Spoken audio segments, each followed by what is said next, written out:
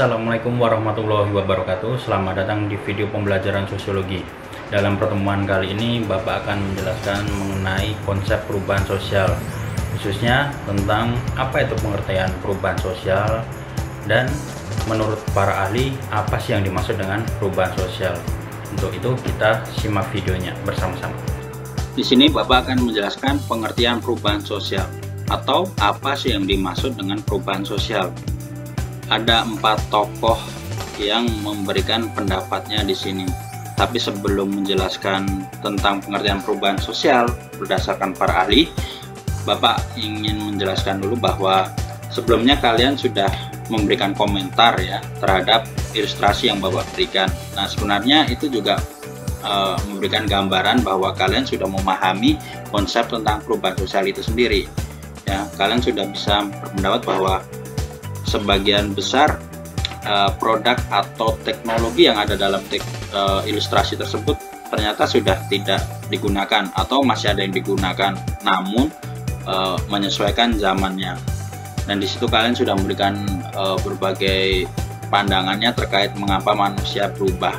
Nah, di sini mungkin tidak jauh berbeda ya para ahli sebenarnya dengan apa yang kalian ungkapkan saat memberikan komentar. Karena pada dasarnya satu teori itu kan memiliki cara pandangan atau hukum yang baku, artinya bisa diterima siapa saja dan ada kemiripan ya, memang itulah menjadi satu sumber hukum atau dalil dalam satu teori. Oke, mudah-mudahan setelah kalian memberikan satu komentar tersebut atau sudah mempelajari ilustrasinya akan memudahkan kalian dalam memahami teori ini. Meskipun istilahnya di sini mungkin banyak yang sulit untuk dijelaskan, akan tetapi sebenarnya ini mudah. Ya, istilah-istilah di sini mudah, hampir sama seperti yang sudah kalian ungkapkan, sudah kalian mungkin berikan pendapat waktu itu, tidak berbeda jauh ya. Hanya di sini mungkin para ahli memberikan gambaran yang lebih baku dengan konsep-konsep seperti ini. Oke, kita ke Kingsley Davis. Di sini ada 4, ada William F. Ohlund, ada Gilin dan Gilin, ada Selo Sumarjan. Ya, luar biasa. Di sini ada sosiolog dari Indonesia ya. Beliau merupakan dosen dari Universitas Indonesia. Yang lain adalah ahli atau seorang sosiolog dari Amerika yang pendapat teorinya dan literasinya mungkin sudah dikaji oleh banyak orang. Kingsley Davis menurutnya ya, perubahan sosial adalah perubahan yang terjadi dalam struktur dan fungsi masyarakat, seperti timbulnya pengorganisasian buruh dalam masyarakat kapitalis, menyebabkan perubahan-perubahan dalam hubungan antara buruh dan majikan yang kemudian menyebabkan perubahan dalam organisasi politik. Ini kita nggak usah terlalu pusing dengan istilah atau dengan pendapatnya Davis. Kita bayangkan saja dalam masyarakat zaman purba ya, yang dimana organisasi sosialnya masih sederhana, strukturnya masih sederhana, mereka masih berburu, masih nomaden. Mungkin di satu kelompok itu cuma ada ketua dan yang dipimpinnya, ya kan? Biasanya seperti itu. Ketua mungkin berfungsi untuk melindungi rakyatnya, kaumnya yang mungkin tidak punya kekuatan. Ya. Ketua juga berfungsi untuk memberikan keputusan-keputusan, memberikan arah ya, kemana mereka harus berburu atau mencari makan atau mencari tempat tinggal. Ya, lambat laun konsep struktur seperti itu berkembang. Merasa si ketua mendapatkan wilayah yang nyaman, dia mungkin berburu tidak jauh dari wilayah yang sudah mereka tetapkan. Akan tetapi mungkin kelompok lain atau mungkin pecahan dari kelompok tersebut ingin memisahkan diri, membentuk wilayah sendiri untuk menguasai wilayah sendiri. Akhirnya terbentuklah di situ wilayah-wilayah berdasarkan kekuasaan rajanya ya, yang didukung oleh rakyatnya pasti, dan itu masih sangat sederhana. Kita jangan bayangkan kerajaannya punya kastil dan istana. Saat itu hanya bersaing dalam masalah wilayah. Jadi pembagian wilayah seperti itu, di mana mereka berburu dan di mana mereka bertempat tinggal. Ketika mereka melanggar akan terjadi konflik dan sebagainya. Itu organisasi dan masyarakat saat itu. Kemudian semakin maju, akhirnya mereka menetapkan batas wilayah ya, menetapkan semacam diplomasi antara wilayah yang satu dengan yang lain. Akhirnya buatlah semacam benteng keliling, buatlah semacam penjagaan keliling, strukturnya semakin kompleks. Tadinya mungkin hanya raja dan rakyat, sekarang sudah ada petugas keamanannya, sudah ada mungkin ahli memperhitungkan wilayah, sudah memperhitungkan pertanian, berburu mungkin sudah berubah menjadi berternak gitu ya kan, sudah berubah organisasi soalnya. Di situ sudah banyak profesi-profesi, mungkin profesi pemburu masih ada tapi semakin berkurang, mereka sudah menyesuaikan kebutuhan masyarakat saat itu ya. Sudah ada yang berternak ya, mungkin sebagai pengembala saat itu, sudah ada yang sebagai petani gitu kan, penjaga wilayah. Nah, akhirnya berkembang lagi di mana kekuasaan tidak lagi berprinsip atau berdasarkan pusat ke kerajaan, tapi berdasarkan alat produksi, di mana masyarakat mulai cerdas, mulai pintar. Di situ mulai muncul ilmuwan kecil-kecilan di dalam kerajaan, menciptakan alat produksi yang ujung-ujungnya masih dimonopoli oleh kerajaan. Akan tetapi alat produksi ini ternyata membuat posisi rakyat atau status rakyat yang tadi biasa menjadi bisa meningkat. Ya, alat produksi di sini ya bisa bermacam-macam ya. Tadinya membuat baju pasti menjahit secara manual, secara sendiri ya, merajut sendiri. Sekarang sudah ada mesin tenun, sudah ada mesin jahit dan sebagainya. Akhirnya baju sudah bisa diproduksi secara cepat, secara massal begitu kan. Terus sistem pertanian juga berkembang karena saat itu mungkin hasil pertanian tidak hanya langsung dimakan atau disimpan, tapi bisa diolah menjadi makanan-makanan lain seperti roti dan sebagainya, lebih awet dan harganya bisa lebih tinggi. Nah, mungkin saat itu organisasi sosialnya juga berkembang, strukturnya berkembang, ada koki, ada restoran dan sebagainya lah ya, rumah makan. Nah, akhirnya pada masyarakat kapitalis yang berjaya bukan lagi raja, akan tetapi orang yang memiliki alat produksi, memiliki modal ya, mereka bisa membeli apapun dari hasil usahanya. Dia bisa memperlebar wilayah perdagangannya, perniagaannya. Tadinya mungkin dalam satu wilayah ya, di satu wilayah tersebut dimonopoli oleh raja, akhirnya mereka bisa bertukar barang dengan negara lain. Akhirnya ya mereka punya kedudukan yang cukup tinggi. Artinya saat itu raja tidak dipandang sebagai orang yang hanya punya kekuasaan, tapi orang-orang yang punya alat produksi juga akan dipandang sebagai orang yang punya kedudukan tinggi. Tentunya rakyat pun sudah tidak lagi berpatok pada raja saja, tapi mereka juga, nah di sini muncul pengorganisasian buruh. Artinya mereka juga akan mungkin membuat satu kumpulan tersendiri, tidak hanya ikut dengan raja tapi juga ikut dengan orang yang punya alat produksi. Dalam hal ini adalah menjadi buruh seperti itu ya. Mungkin zaman dulu kan belum ada ya, dalam zaman waktu manusia purba, tapi setelah ada alat produksi ya, masyarakat atau manusia yang saat itu hidup tidak punya alat produksi, tidak punya tanah, akhirnya mereka untuk hidup harus mencari orang yang punya modal ya. Mereka bekerja karena punyanya hanya tenaga ya, mereka menyumbangkan dirinya, mengabdikan dirinya pada orang yang punya alat produksinya. Tidak punya tanah ya, mereka mencangkul sebagai buruh pabrik, buruh tani di mungkin sawah atau ladang milik orang lain seperti itu.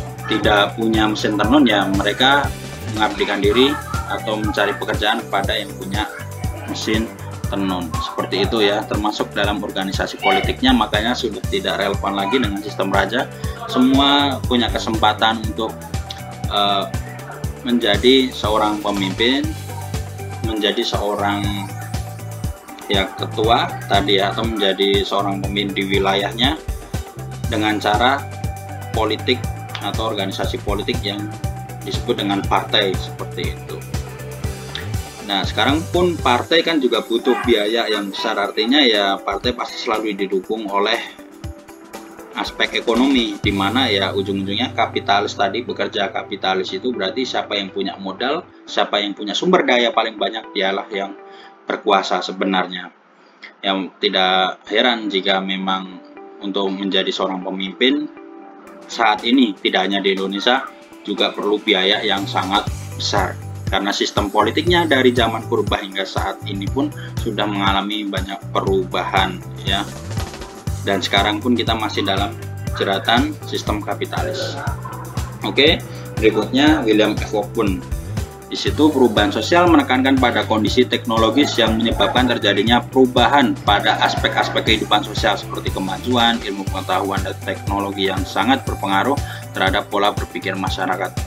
Nah, ini sama yang seperti kalian ungkapkan, seperti pendapat kalian waktu itu ya, dalam mengomentari ilustrasi yang Bapak berikan, bahwa perubahan sosial pada intinya karena adanya perkembangan ilmu pengetahuan dan teknologi. Jadi ya pasti karena di pikiran kita ada niatan untuk berubah, menciptakan satu solusi inovasi yang baru, mempermudah cara hidup lama kita menjadi cara hidup yang baru, itu akan mengekspansi kita untuk menjadi atau merubah masyarakat kita menjadi masyarakat yang mungkin lebih modern dan sebagainya ya. Jadi William F. Owen ini konsepnya sederhana sebenarnya. Oke, berikutnya ada perubahan sosial menurut Gilin dan Gilin ini bapak dan anak ya. Jadi satu teori ini dikemas dalam satu keluarga begitu ya. Jadi si Phillips atau anaknya dari si John Lewis Gilin adalah ayahnya. Dua-duanya adalah seorang antropolog sosiologis yang terkenal. Jadi anaknya hanya memberikan perkembangan atau memperkuat tesis dari ayahnya. Jadi teorinya kuat.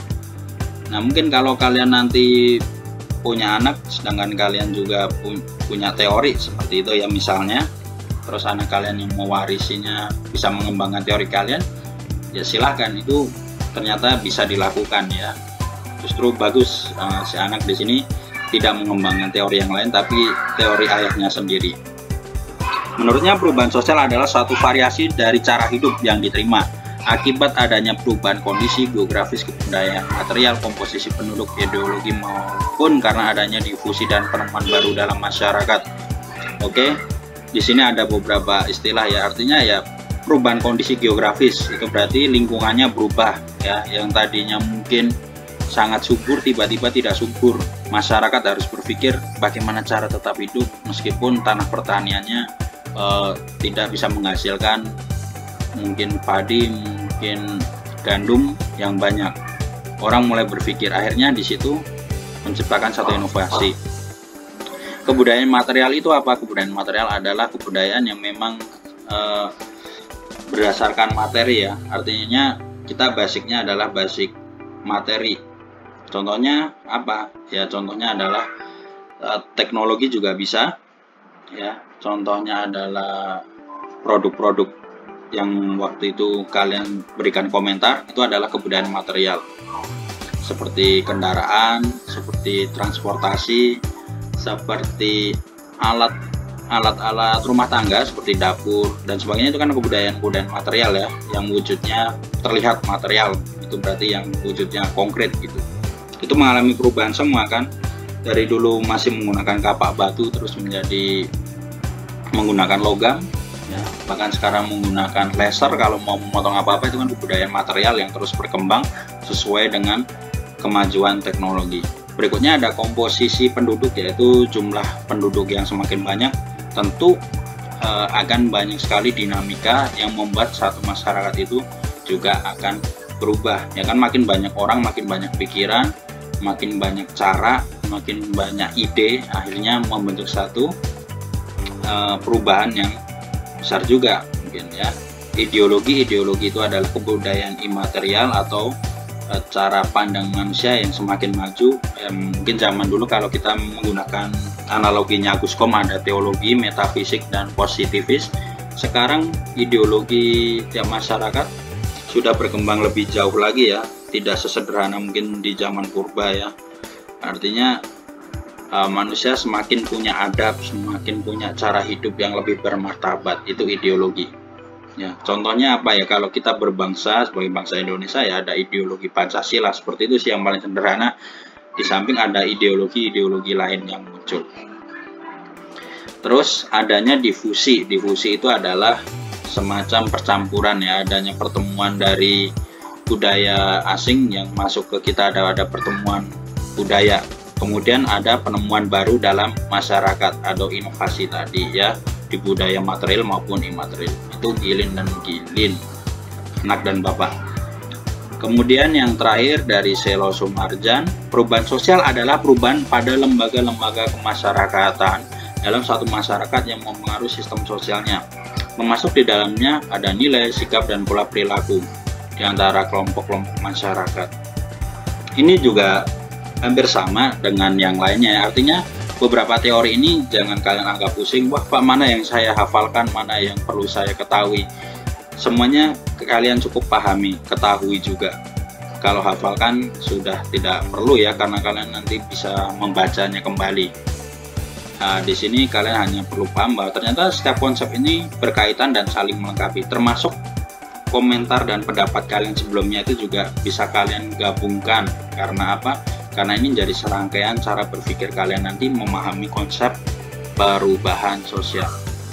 Oke, jadi balik lagi ke Selo Sumarjan bahwa sistem sosial itu berarti semacam sistem pemerintahannya juga bisa, sistem kehidupannya juga bisa, sistem kemasyarakatan juga bisa.